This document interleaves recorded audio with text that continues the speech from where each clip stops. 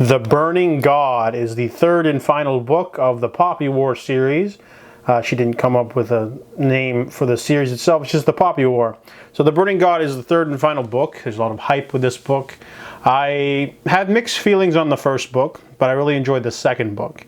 They're fast-paced, grim, dark fantasy stories about Rin. She is a peasant girl who passed the Keju, which is this intense exam, using the help of a teacher in her small village.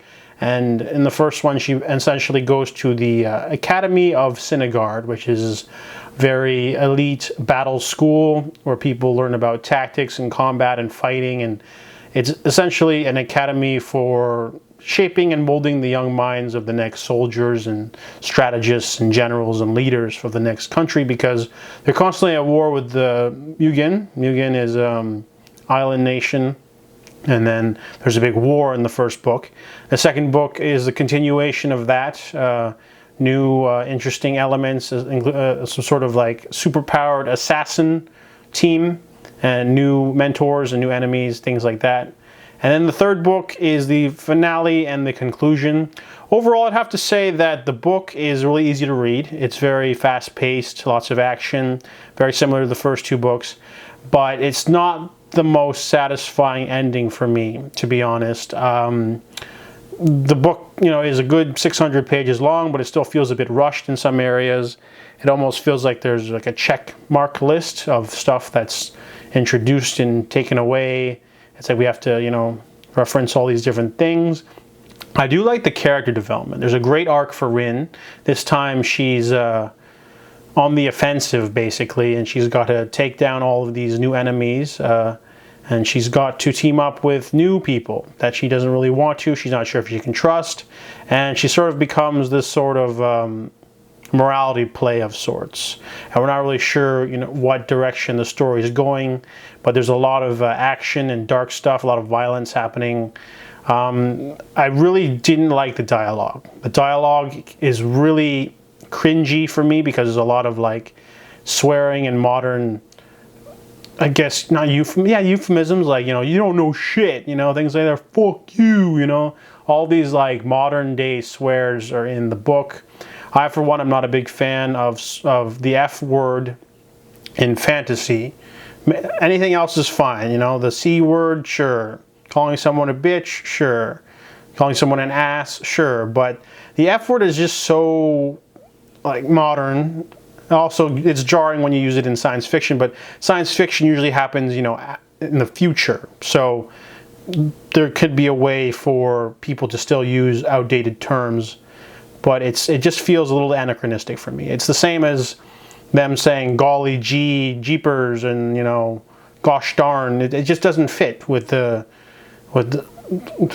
setting. We're going for like this sort of feudalistic, Chinese-inspired Asian fantasy world full of gods and monsters and things like that, and they're saying things like, you don't know shit, And for example, there's a scene where Rin is talking with someone, and the person is talking about how they essentially ruled through fear.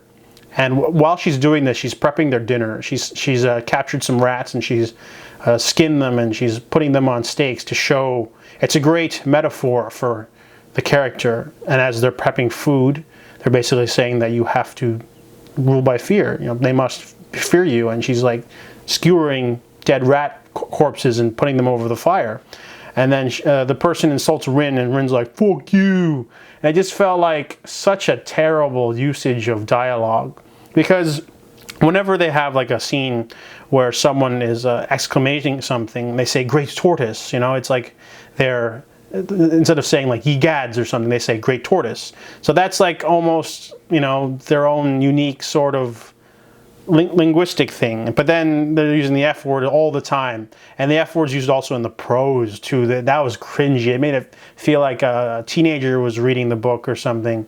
Like, oh, those troops are so fucking slow. Like, you don't know fucking shit. It just felt really, really out there. And it was just weird, honestly, more so than the last few books. It's probably the only biggest thing I didn't like in the last two books. I also didn't like how sometimes the book always tries to copy history too much to the point of not having your own originality.